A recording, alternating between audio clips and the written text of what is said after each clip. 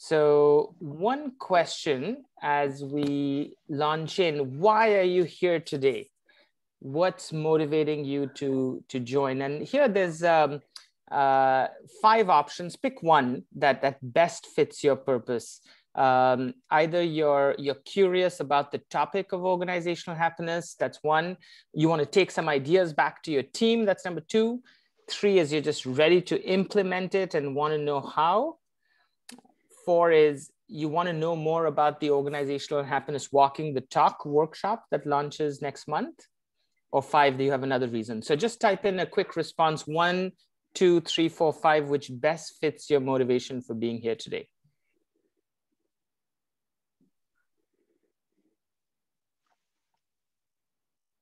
Nice, thank you, Vivian. So both 3 and 2. Nani, you're curious, want to know more about the workshop. Kurba Marie also. Ben, you're just 1, 2, and 3. Gold, silver, and bronze. Nice. And sorry, I've been watching too much Olympic Games. Etienne, 1 and 2. Yeah. Nice. So, you know, this is good. I'm glad I didn't restrict you to just one number, because clearly there's many reasons for you to be here today. And Lars and I will deliver on all of them, I hope, in 45 minutes or less. So let's launch in a little bit in terms of who we are. Some of you are familiar with the University for Peace. We were established by the United Nations back in 1980. And really, it's a lofty aspirational mission. If in short, is we're really preparing leaders who can have a positive impact on the world, and the ability to understand what organizational happiness is and how to really inject that and foster environments where your organizations, your teams can experience it is at the heart of this mission. So that's why we're doing what we're doing through the University for Peace. And very specifically, we are that unit within the University for Peace that is the Center for Executive Education. So we offer our programs in flexible formats. Clearly, this is going to be online, both this webinar as well as the 5 series workshop starting in a month from now. A number of our programs give you the option to do all the learning online, or you can do all the learning in person on the campus of the University for Peace. And we also offer a hybrid format for some of you. You might start online and come in later to Costa Rica and learn with us. And Hannah, who's here from our team, will talk to you a little bit about ways you can engage with us towards the end of this session. So thank you, Hannah, for joining. So that's a little bit about why us, who we are. And now specifically, Lars and I will be co-facilitating both today's session as well as the longer workshop on organizational happiness. So you can't see both of us side by side, but a couple of these pictures give you a sense of how Lars and I are actually long lost brothers from the same mother, or from different mothers, let's put it that way. Lars came into a course on positive leadership about 8 years ago to Costa Rica. He comes with deep background and expertise in industry. He had been the CEO of a cement company before, amongst other things. And we started collaborating. He has specialized in the area of organizational happiness and has authored a book on the topic. So we'll share a little bit more about the book because it's going to be part of the course.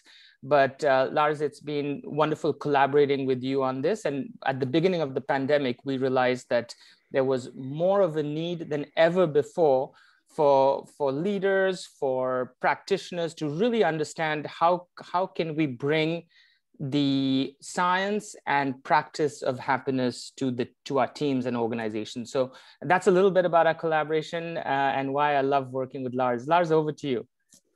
Oh, thank you, Mohit, and thank you everyone for joining today. I think just a few words on for Mohit. It's as he mentioned, UPEACE and also especially the Center for Executive Education.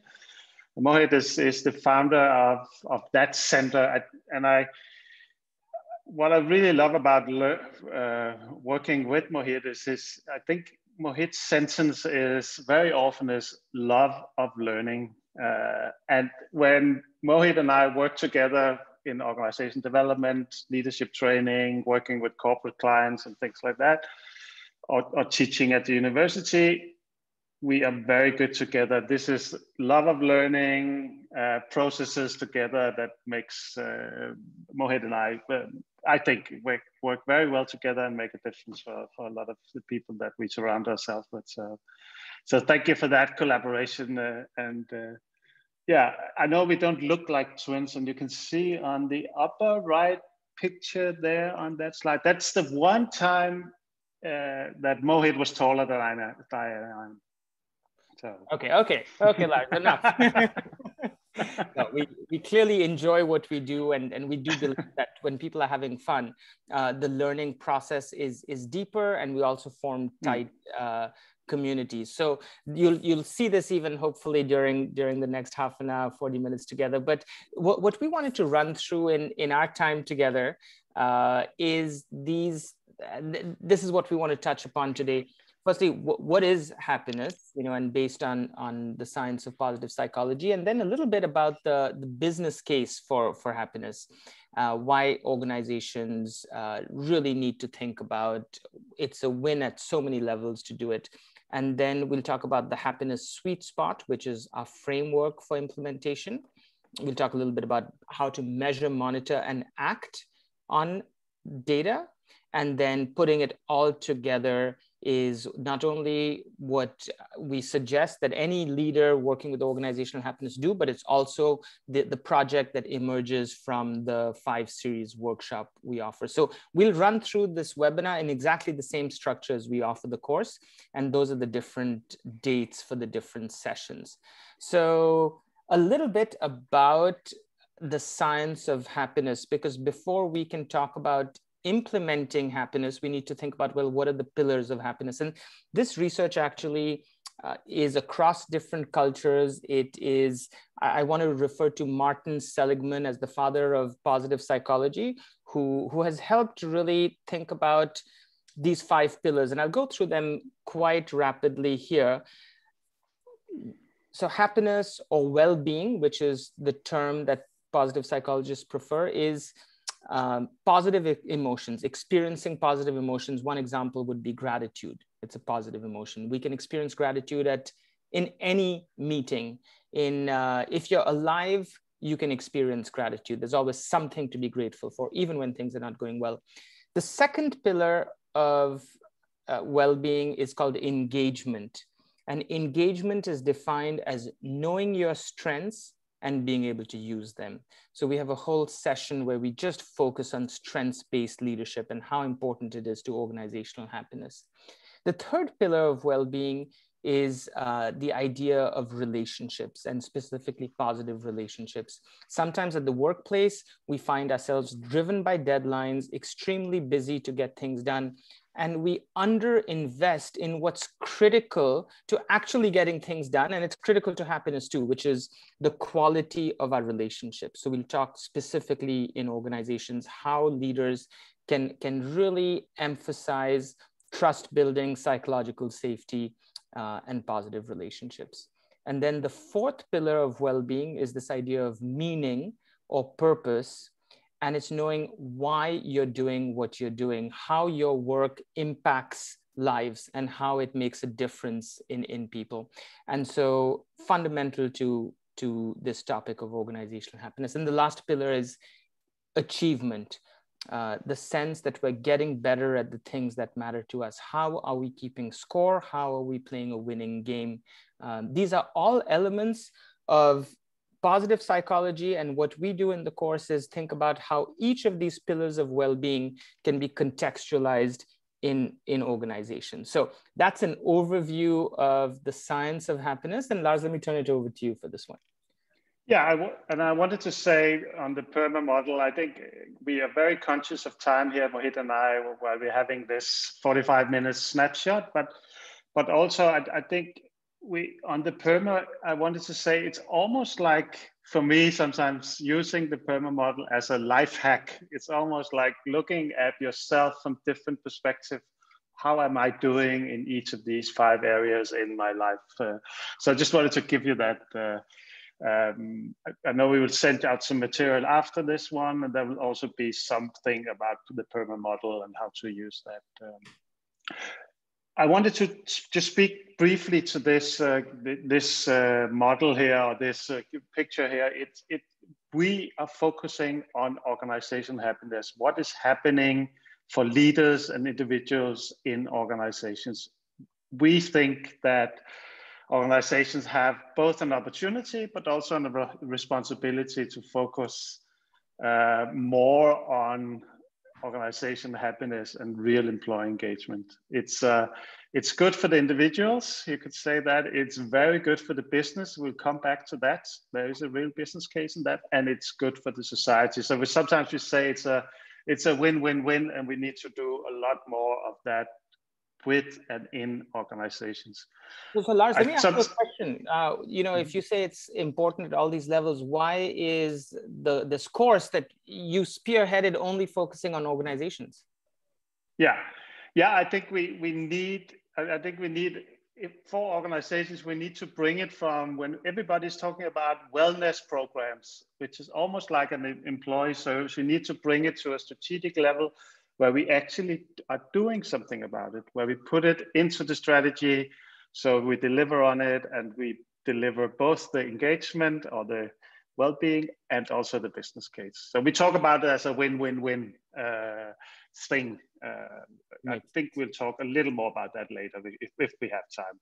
Makes sense. Okay. So after one thing I want to say also as answering your question there, Mohit, is like we spent, I think the latest research says we spent something like 90,000 hours at work in our lifetime, right? In average, I think these are US numbers. And just looking at that, we spent so many awake hours working, and I think we have both an opportunity and responsibility to do more of this. And there's so much going on right now. Right. Yeah, about a third of our lives typically, right? 8 out of 24 at work. Yeah. Of course, if you're Danish, the Danes we know work less than everyone else. So that's slightly different. Sorry, Lars.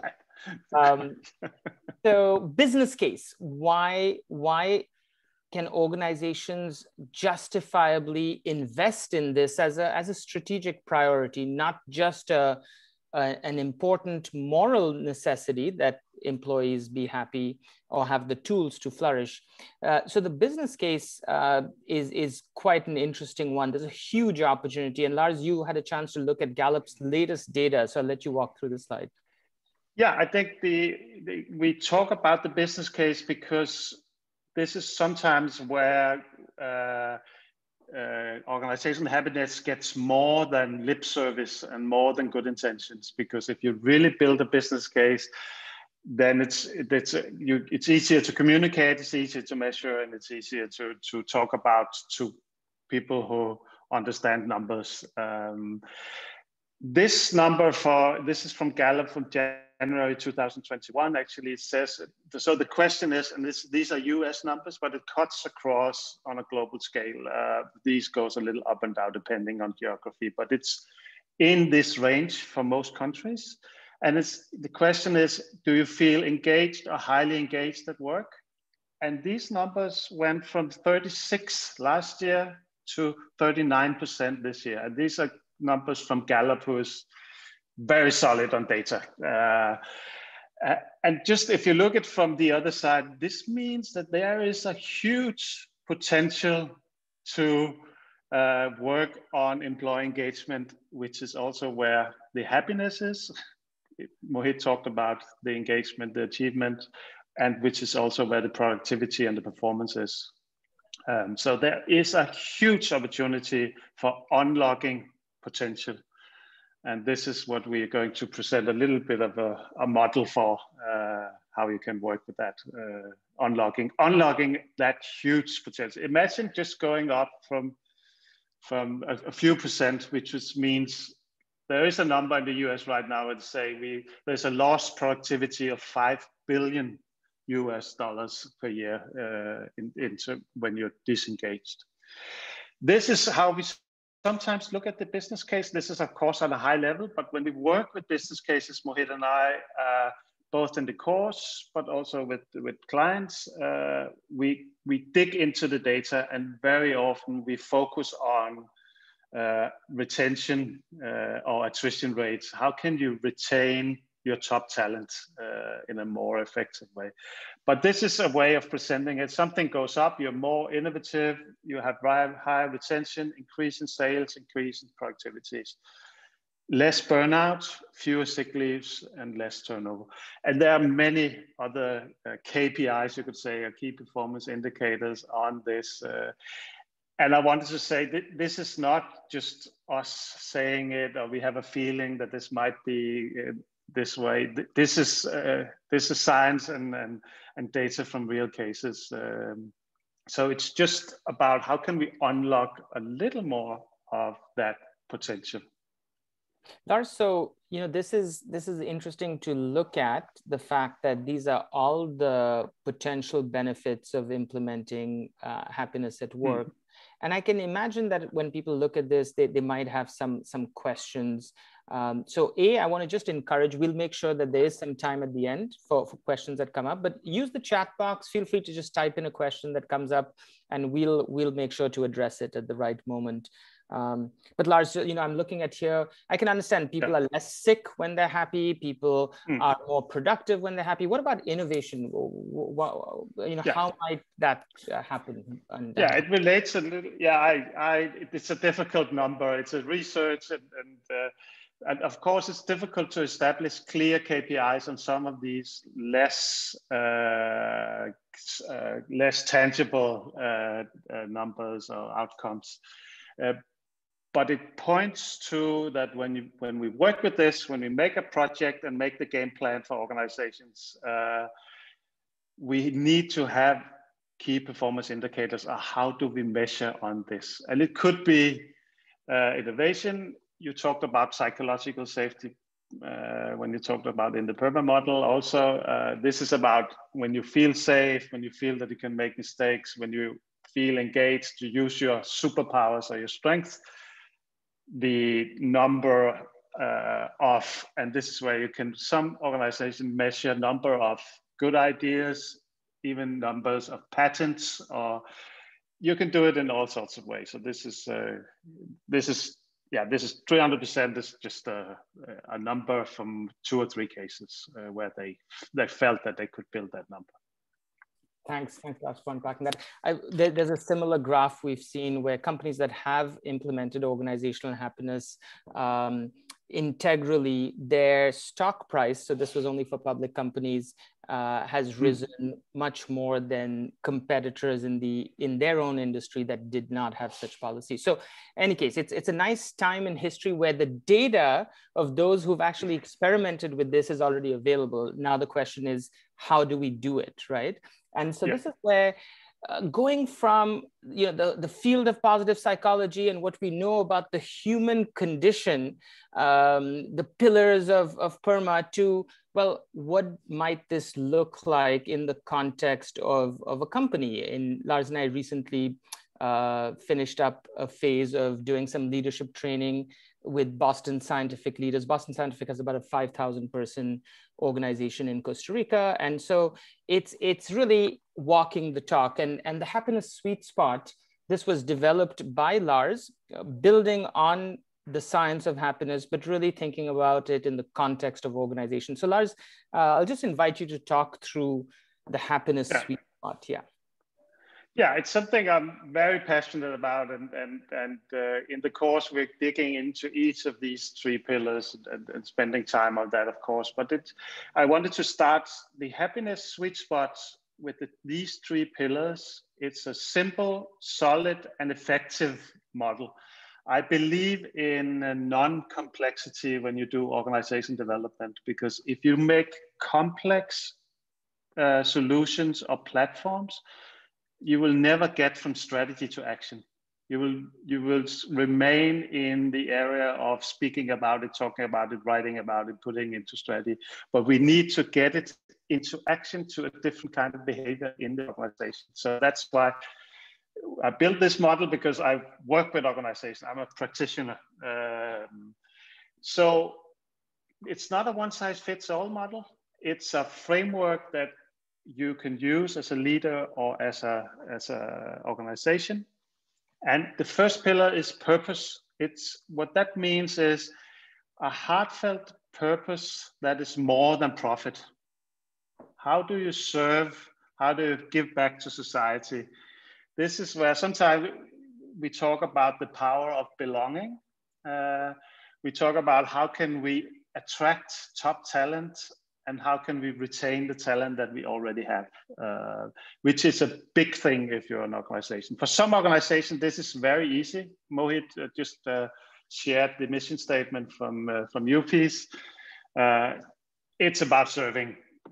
If you have other organizations, it's more difficult for other organizations. If you have a not sexy product, or if you have a product that it's not serving society, you have to build a story around it. We have many examples of that. Building a good story, good storytelling that makes you proud of being part of your organization.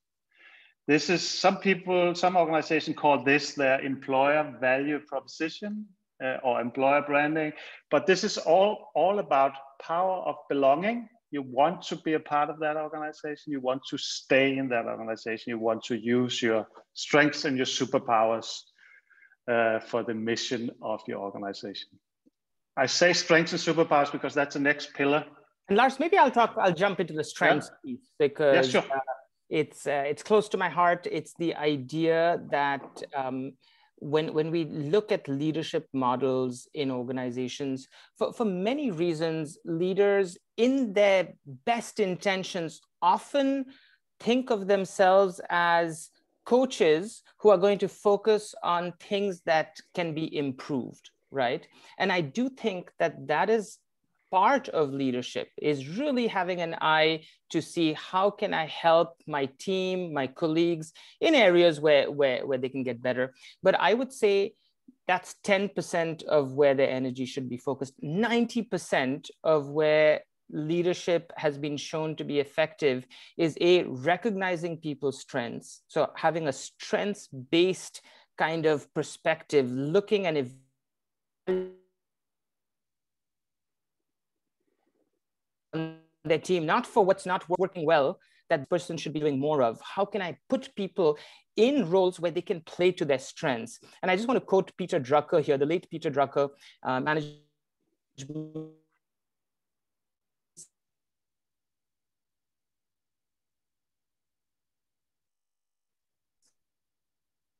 individual weakness is irrelevant, right? So it doesn't matter that Lars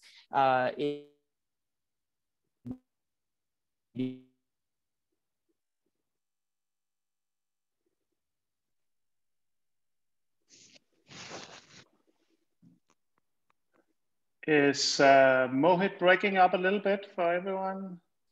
Yes. Okay. Yeah, I think I just pick up. I think Mohit is reconnecting, and I think what Mohit said, that talking about the strengths of the superpowers, it's about having a way of knowing your own strengths and knowing the strengths of your team. It's about how can I put my strengths into the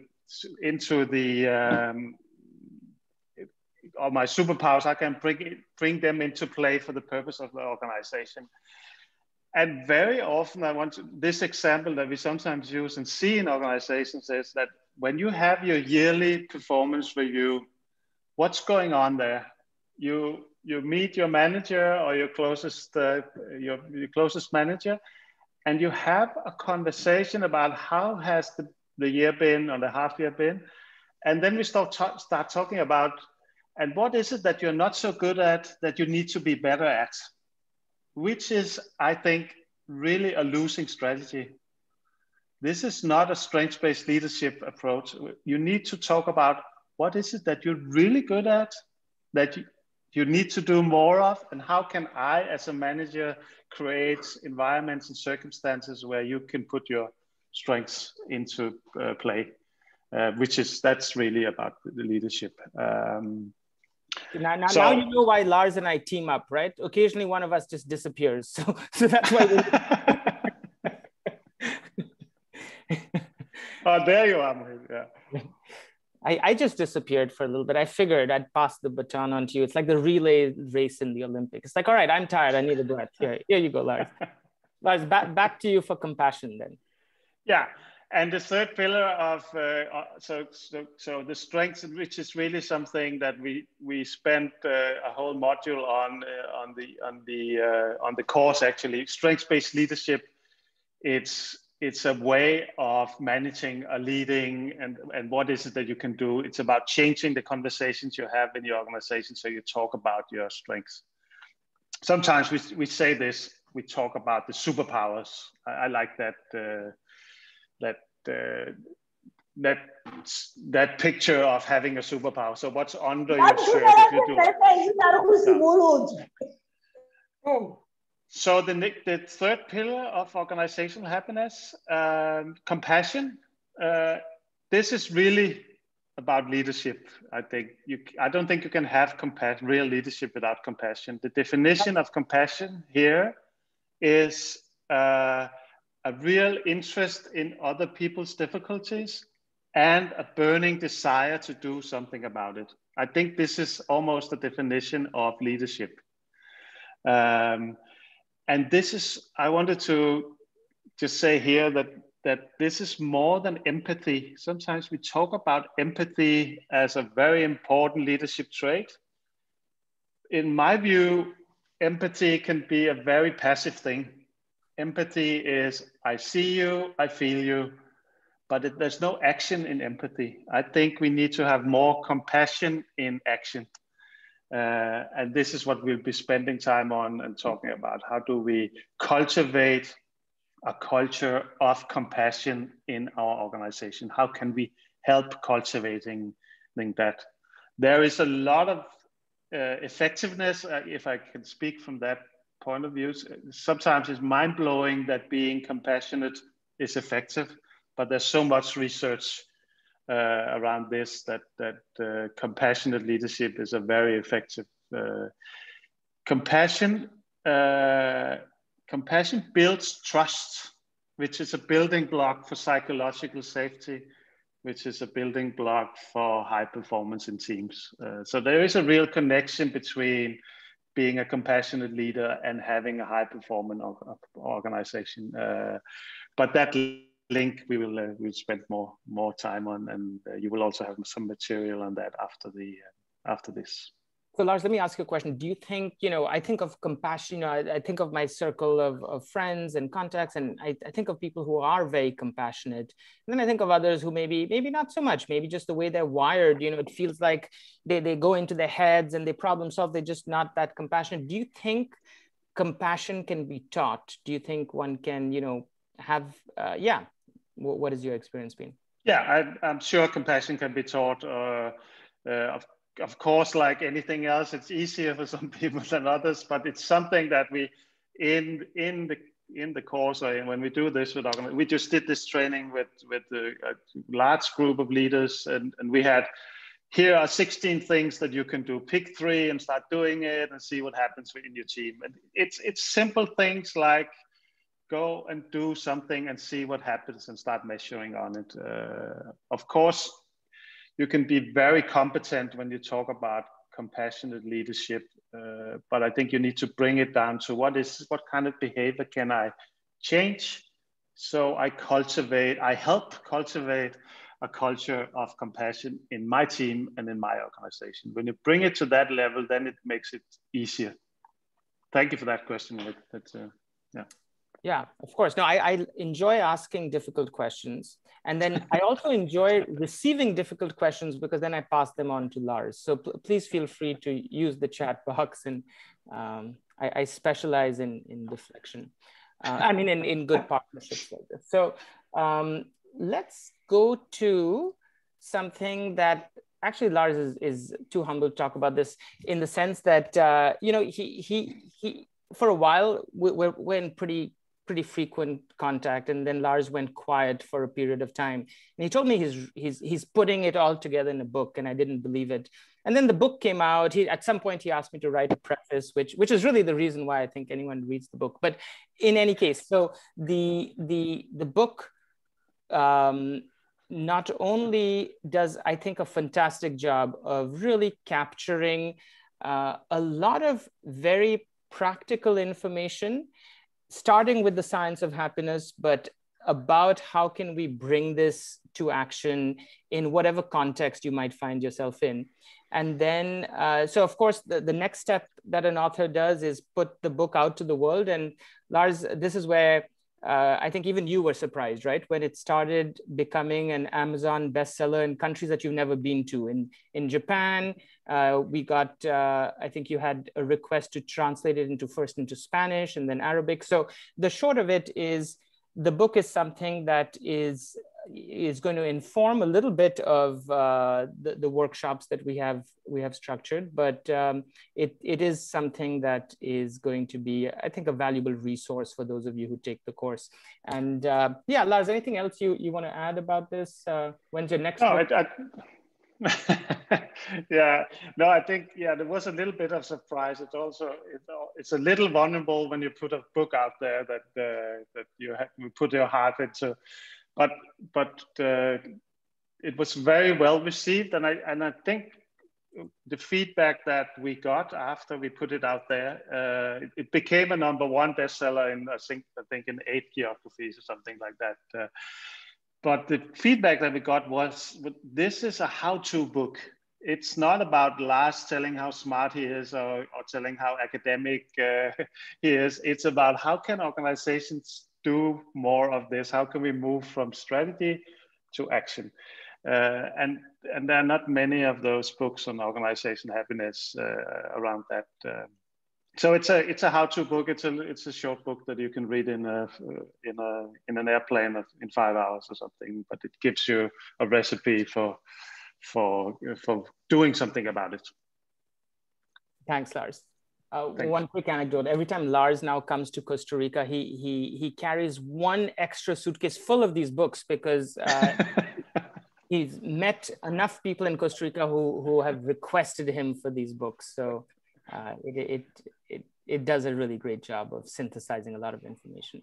So, you know, I think we want to talk a little bit about the fact that measuring, monitoring really helps us to act, because the data at the end of the day is valuable to see where there are gaps. And of course, data on happiness is not the easiest thing. So just, you know, if I can see you put up your hand or just type in a number here, which is your company investing in measuring employee happiness? And so the 5 would be, yeah, your organization has a survey in place where, you know, it could be a pulse survey where you really feel that this data is being collected. And then 1 is no attempt. Maybe there's a Christmas party once a year or a celebration of people's birthday, but your organization is not really measuring happiness. So, and obviously any number in between. 3 is trying to once a year survey. Okay, so I'm seeing 3, 4, 2, 5 is really best practices there. Ranjit 4, 3. A little bit all over the place. Yes, a couple of 5s, which is good to see, right?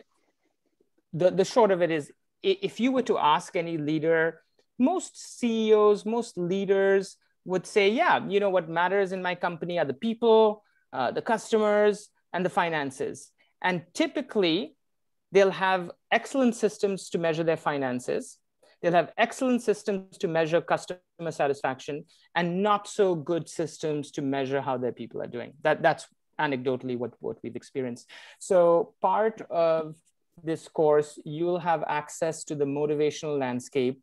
It's a 10-question pulse survey that can be actually administered across different platforms. Takes about a minute for people to respond. And then you get a quick sense of how people are doing. And of course, the data itself is only as good as what you do with the data, right? So if you implement the motivational landscape in your organization, you start getting some feedback on a regular basis. That feedback, that data is going to show you where there are opportunities to do things. But the data in itself doesn't do anything. You have to act on the data. So Lars, do you want to add anything? You've made it very, I think, easy to use, flexible across platforms. Anyone taking this course would have 3 months of motivational landscape at their disposal to use. Lars, anything you'd like to add? I think a good example of when we are working with organizations here, this is also where you need, I think we're trying to push organizations to have almost like real-time data on employee engagement. So you ask every second week, every month, so you kind of have a picture of your, we call it motivational landscape. So you can see where you have a role model. You can see where you have really good managers, probably. Who can we learn from? Who would like to share what they're doing, where you see good results, and also where you see maybe a smoke before it becomes a fire. I think this is really necessary, and this is also where we see that this is a strong link from talking about it to doing something about it, because when you start have data on it, then you can say, okay, maybe this is the conversation I need to have with my team next time we meet. I can see that there's something going on there. Definitely. This is, yeah. So starting with the baseline would probably be the best way to go before implementing organizational happiness, and then seeing how things move. So, maybe in the last few minutes, let's talk a little bit about putting it all together, which is certainly this maybe applies a little bit more to the course that we're offering, but also in terms of a recommendation. If you leave this webinar thinking, I can do this, I can buy the book, or I'm ready to implement it, then what we found to be very helpful is just the idea of a game plan or a roadmap, which you can then share with your teams in terms of what is the plan, right? Because from articulating the vision and the visioning statement, we really recommend that it's co-created. It's not, I'm going to pick someone here, Jaime or Prakash. It's not you coming up with the vision statement and sharing to the team, but some level of buy-in and co-creation of what's the vision if we implement organizational happiness. And then also same with the business case. If we do this, what would be the financial benefits to the company? So once you have buy-in at that level, then certainly the idea of thinking about how we rolling this out. And that's what takes it from a ping pong table and free lunch, which is often what we're seeing, and meditation, which are all great. Those all help with positive emotions, but that's not an organizational happiness strategy, right? So the organizational happiness strategy that we help participants put together ends up looking like very much a strategic plan that has buy-in, input, that's flexible, but that sets direction for at least the next 12 months. And so this is what you would emerge with, assuming that you either try it yourself or go through the process with us. Lars, I want to make sure there's a few minutes for Hannah also to chat a little bit more about next steps, but maybe do you want to talk to this slide?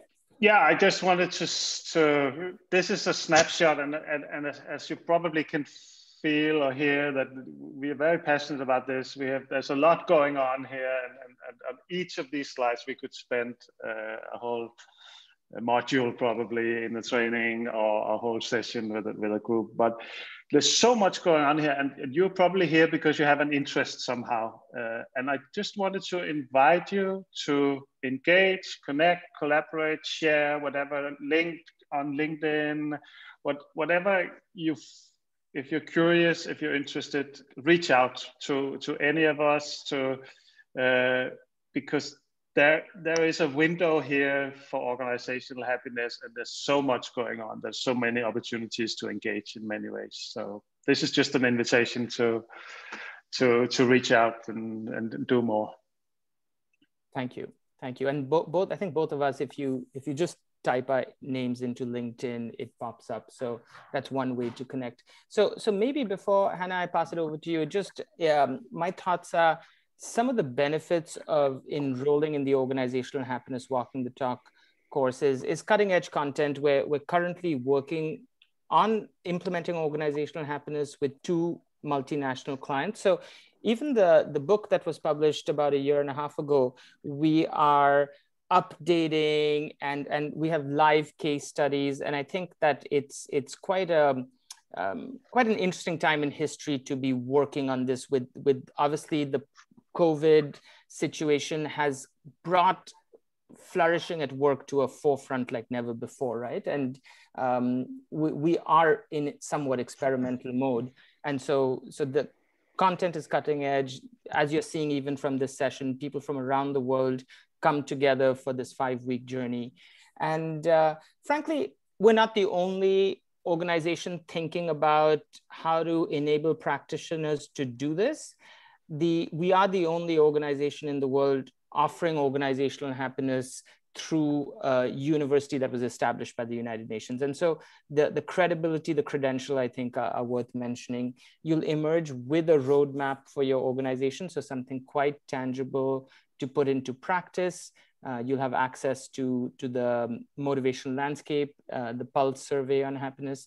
And then Lars or I are more than happy to connect with you also on a coaching call to help you really implement the plan you put together. So these are some reasons that I wanted to share with you in terms of why you might consider this experience. But maybe, Hannah, should I hand it over to you now, just in terms of very practical next steps and maybe questions that people might have? And Lars, first, you wanted to add something. Yeah, maybe I can just say that while I'm a part of the team here at the center also on the organization, I'm also kind of looking from the outside. And this is,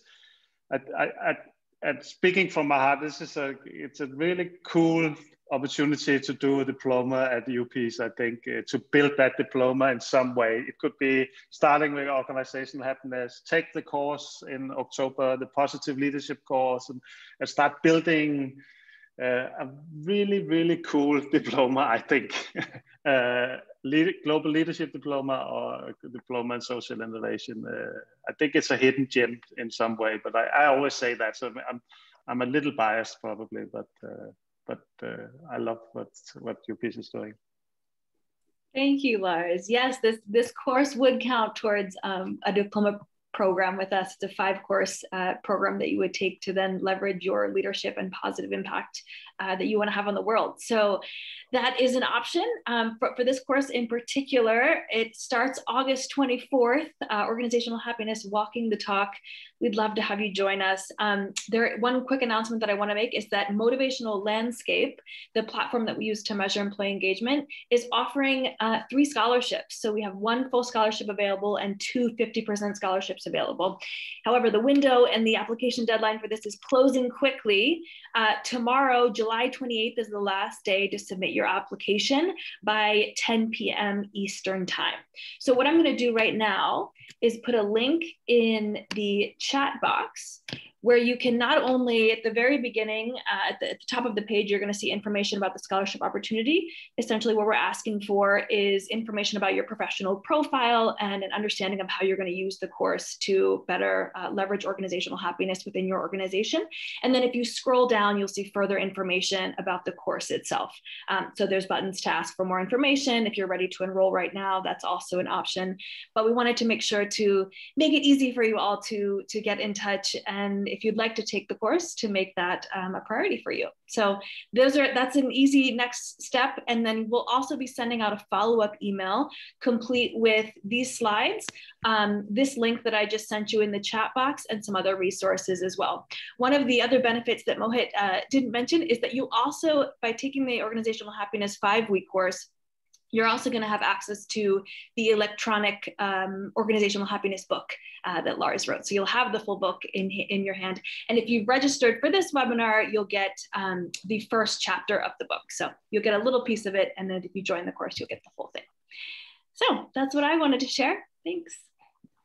Thanks so much, Hannah. Go for it, Lars.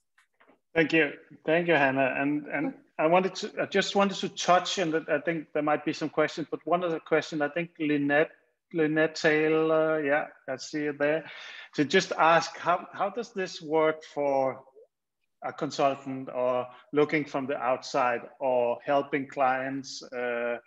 And this course is also structured so it will be almost like a train the trainer concept in terms of how can I bring this into other organizations. So thank you for that question, because I know I've been speaking a lot about how do we do with organization building your game plan, but this is also a training in how can you help others build a game plan and how can you approach organizations with a service or offering called organizational happiness. We have many good examples of that we also will share. Thanks. So now, you know, I'd be happy to open it up for if there are any questions or comments. I know we've hit our 45-minute mark, so please feel free if you need to head off. We just really appreciate your taking time to join. If you want to linger and have some questions, Lars and I have about to the hour, so another 10-12 minutes if needed.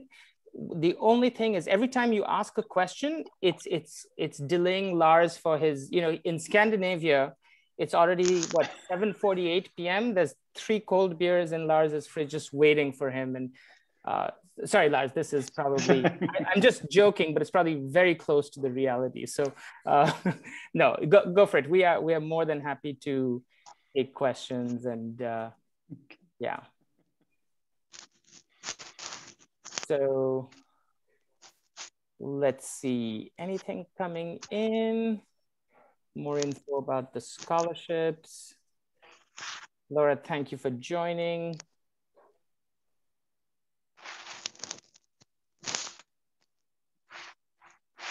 Let's see, Helen, Bill, Laura, Pan, Etienne,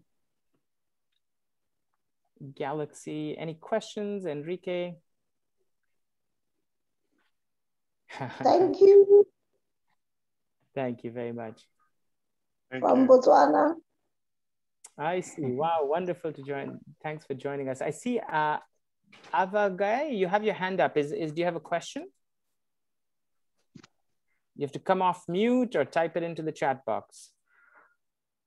Traditional, yes, go for it. Yeah, I just wanted to ask if you find that executive management or middle management is more relatable when it comes on to organizational happiness and like policies being developed, or it's really just the line managers who are driving for such things? Lars, do you want to tackle that, or do you want me to? Sure. I can. That's a very good question, and I would say the answer is it depends. I think that's the correct answer for that. But it's the question speaks to that when Mohit and I are talking about this and doing presentations, we talk about bringing organizational happiness into the boardroom. We talk about having that conversation in the boardroom because organizational happiness, your business depends on that. Your business depends on employee engagement, organization. And let's have that conversation, build the roadmap, make the business case, and start measuring on it and have KPIs on it. So try to have, so we're not having a hippie happy approach to it, which I don't want I'm trying not to have a hippie happy approach to happiness, but having a really organization development leadership approach to organizational happiness and what it brings to organizations. And sometimes this conversation is very difficult to have in a boardroom. And I think over the last just 4 years, I'd say, when we have been in boardrooms or having courses like this, there is a tendency to accept more of, yes, let's talk about it. What can this do to our organization? How can this help us? Sometimes we talk about it as a competitive advantage. And very often that boardroom want that competitive advantage and want to talk more about that. Agreed. And by, well, Lars, when you say hippie happy, what do you mean? Yeah, this is the hippie happy is the, we all want to be happy and peaceful, and which I'm a hippie happy person also. I want to, but in my work I want to bring organizational happiness into the boardroom with the senior leadership team, because it's a win-win-win. It's a win for the individual, it's a win for the business, it's a win for society. And if we want to do that, sometimes we need to dress up and put on a tie and speak the language that we speak in the boardroom. And I think the hippie happy is sometimes when we see this, when we talk about we need to do more. I think you mentioned meditation or mindfulness, which I'm all for. But meditation and mindfulness, you need to say, because we do this, this is what happens in the organization. It's just a little bit or a part of a strategy, an organization happiness strategy. Yeah, and Lars, if I can just add in, remember PERMA? That was a whole 37 minutes ago before, when I talked about the pillars of happiness, right? But the last pillar, A, stands for achievement. It's about hitting the numbers. It's about, we want as organizational leaders and as employees and members of any team to feel like we're hitting the numbers, we're getting the results, right? And so that sense of achievement, that aligning the strategy to getting results is also very important. Otherwise, if we're just doing ping pong and meditation and we're not seeing how strategically that's helping us get to what the organization's key performance indicators are, then as soon as the economy goes down or as soon as money is tight, those initiatives go away because they're not aligned with business outcomes, right? So that's, Lars, that's why I think the hippie happy approach, we're not against it, but we want to align these actions with strategic priorities. Yeah. So let's see if we have other questions coming in. Syed, being an alumnus of UPEACE, I would like to share my delight and pleasure for Graduate. Thank you, Syed. Thank you. We have now the nice thing about our alumni network. I first came to UPEACE campus in 2002. We didn't have a lot of alumni around the world. And now about 20 years later, it's thousands of you alumni doing wonderful work in all corners. So questions, comments, thoughts, or we can give everyone 5 minutes back before the end of the hour. Maybe you have another Zoom call in 5 and you just can't wait to go to the bathroom. Well, you'll be ever grateful for me. No.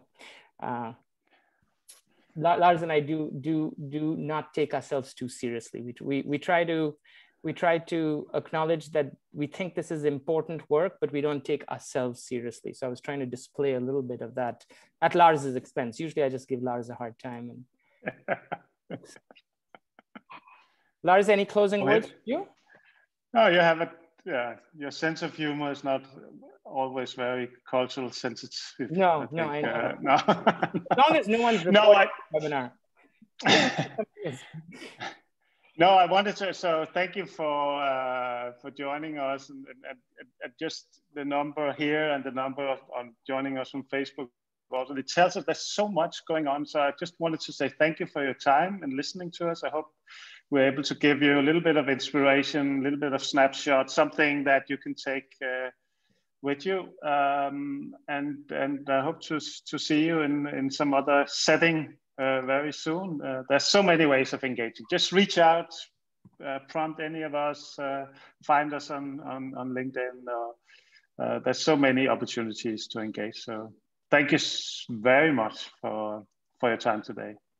Thank you. And can I have a short question, because I did not really catch about the book. So did you say that we can buy the book in Costa Rica or just order from Amazon?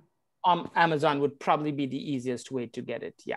Oh, Professor, I have a problem. Just I cannot just order through the online because I'm just here and the card has some problems. So I'm looking for the way, if I could find it is somewhere in Costa Rica.